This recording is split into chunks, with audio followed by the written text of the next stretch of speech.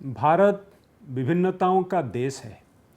यहाँ प्रत्येक राज्य की अपनी अलग सांस्कृतिक, राजनीतिक एवं ऐतिहासिक पहचान है।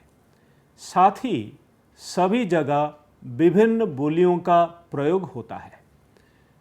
इन सब के बावजूद हिंदी भारत में सर्वाधिक बोले जाने वाली भाषा है।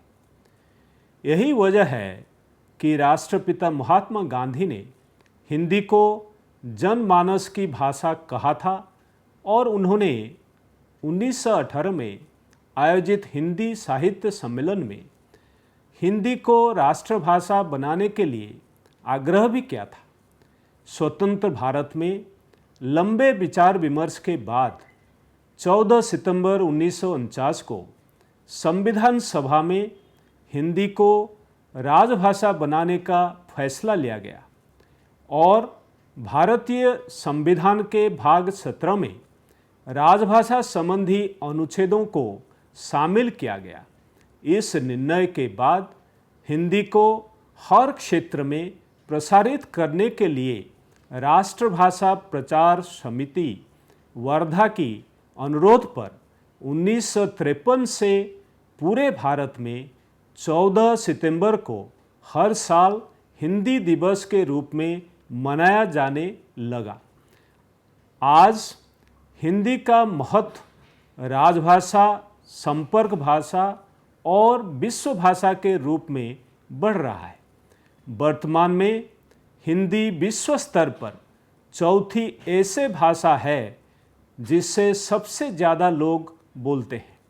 इस अवसर पर मैं परिषद के सभी संस्थानों, केंद्रों के प्रमुखों से अनुरोध करता हूं कि वे राजभाषा से संबंधित संवैधानिक प्रावधानों, राजभाषा अधिनियम 1963, राजभाषा नियम 1976, राजभाषा संकल्प 1968 और समय समय पर राजभाषा विभाग द्वारा राजभाषा नीति से संबंधित जारी दिशा निर्देशों का अनुपालन सुनिश्चित करवाएं तथा साथ ही यह अपील करता हूं कि सरकारी कामकाज में सरल, सहज एवं आम जनता के समझाने योग्य हिंदी के प्रयोग भी करें।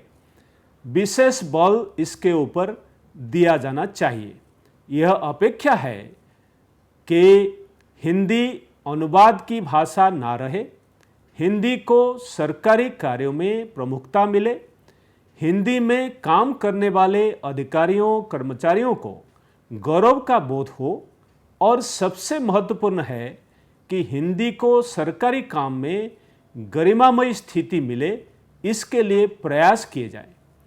परिषद के सभी संस्थान केंद्रों से अनुरोध है कि वर्तमान कोविड-19 महामारी के परिप्रेक्ष्य में केंद्र सरकार द्वारा समय समय पर जारी दिशा निर्देश एसओपी को ध्यान में रखते हुए हिंदी दिवस, सप्ताह, पखवाड़ा, माह 2020 से संबंधित कार्यक्रम को यथासंभव ऑनलाइन तरीके से आयोजित किया जाए।